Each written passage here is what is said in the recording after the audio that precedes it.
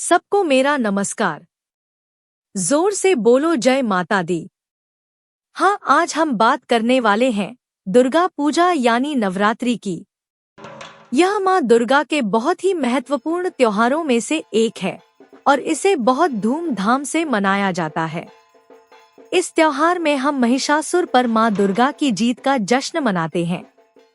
हालांकि यह 10 दिनों का त्योहार है, लेकिन आखिरी 5 दिन सबसे महत्वपूर्ण माने जाते हैं। देवी दुर्गा के अलावा सरस्वती, लक्ष्मी, गणेश और कार्तिक की भी पूजा की जाती है। हिंदू पौराणिक कथाओं के अनुसार यह त्योहार देवी दुर्गा के अपने बच्चों के साथ अपने मायके जाने का प्रतीक है। दुर्गा पूजा से पहले महाल्या होता है, जो माँ दुर्गा की अपने घर की यात्रा की शुरुआत का प्रतीक है। इस साल दुर्गा पूजा 2 अक्टूबर को शुरू होगी और इसका समापन 12 अक्टूबर को होगा। दुर्गा पूजा के बारे में सब जानते हैं। मैं बताना चाहता हूँ, इसके पीछे कुछ विज्ञान है, जिसका जिक्र कई वेबसाइट जर्नल में किया गया है। आइए हमारे रीति रिवाजों के पीछे के कुछ विज्ञान का पता लगाएं। नवरात्र वर्ष में 2 बार मनाए जाते हैं। एक बार गर्मियों की शुरुआत में और दूसरी बार सर्दियों की शुरुआत में। दोनों ही नवरात्र मौसम परिवर्तन के दौर में होते हैं। इस समय आयुर्वेद के नजरिए से मांस, अनाज, शराब, प्याज, लहसुन जैसे खाद्य पदार्थों को खाने से बचना चाहिए। इसके अलावा नकारात्मक ऊर्जा से भी बचना जरूरी होता है। इस मौसम में शरीर की प्रतिरोधक क्षमता कम होती है और बीमार होने की संभावना अधिक होती है। इसलिए इस दौरान उपवास रखना बेहतर होता है। मन और आत्मा के साथ ही शरीर भी मजबूत होता है। नवरात्र उपवास से शरीर को बहुत आराम मिलता है। नवरात्र उपवास से पाचन तंत्र को तो आराम मिलता ही है, साथ ही इंसान खुद के भीतर की दिव्यता से भी जुड़ता है। इन दिनों दिल व दिमाग दोनों को ही एक विशेष शांति का एहसास होता है। इस दौरान मौसम में बदलाव होता है, जिससे कई तरह की बीमारियां हो सकती हैं। डिटॉक्सिफिकेशन का मतलब विषहरण।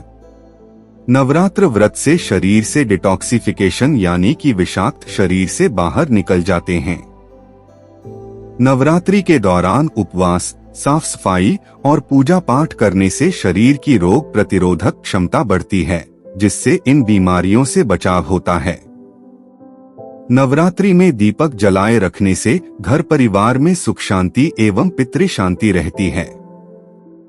नवरात्रि में घी एवं सरसों के तेल का अखंड दीपक जलने का नियम है। दीपक जलाने से रोग मुक्त होते हैं, वातावरण स्वच्छ होता है, हवा हल्की होती है। ऐसा केवल हमारा प्राचीन ज्ञान ही नहीं, वरन देश के श्रेष्ठ विज्ञान संस्थानों के केमिकल इंजीनियरों का भी यही कहना है। इनका कहना है कि सरसों के तेल में मैग्नीशियम, ट्राइग्लिसराइड और एलाइल आइसोथायोसाइनेट होता है। एलाइल जलने पर कीट पतंगों को अपनी ओर आकर्षित करता है। वे लौ की चपेट में आकर जल जाते हैं। तेल में मौजूद मैग्नीशियम हवा में मौजूद सल्फर और कार्बन के ऑक्साइड के साथ क्रिया कर सल्फेट और कार्बोनेट बना लेता है। यह विषैले भारी तत्व इस तरह जमीन पर आ गिरते हैं। इसीलिए जले दीपक के आसपास हल्की सफेद राख सी दिखती है। भारी तत्व जमीन पर आने से हवा हल्की हो जाती है और सांस लेना आसान हो जाता है। यही घी का दीपक जलाने पर होता है। प्राचीन समय से ही गाय के घी से दीपक जलाने की परंपरा रही है। इसके पीछे ये कारण है कि गाय के घी में रोगाणुओं को दूर करने की क्षमता होती है। घी जब अग्नि के संपर्क में आकर जलता है तो वातावरण को स्वच्छ और पवित्र बनाता है। इससे वायु प्रदूषण भी दूर होता है। इसलिए घर या मंदिर में दीपक जलाने के पीछे एक कारण ये है कि ये घर के वातावरण को स्वच्छ करता है। हम माता की दोनों हाथ जोड़कर पूजा करते हैं। हाथ जोड़कर प्रणाम करने से हमारा हृदय चक्र या आज्ञा चक्र सक्रिय हो जाता है। हमारे अंदर की दैवीय शक्ति हमें सकारात्मक ऊर्जा देती है।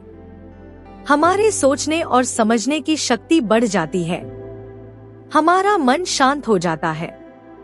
शरीर में रक्त का प्रवाह भी सही होता है। सनातन धर्म में पूजा के दौरान घंटी बजाने की परंपरा प्राचीन समय से चली आ रही है।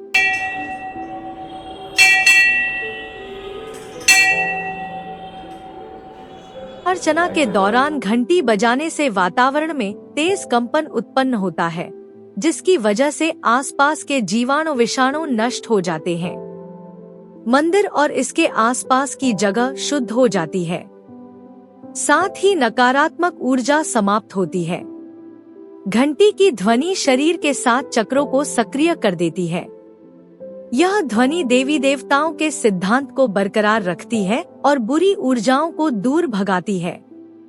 अगर आपको वीडियो अच्छा लगा तो वीडियो को लाइक कीजिए और मेरे चैनल को सब्सक्राइब कीजिए।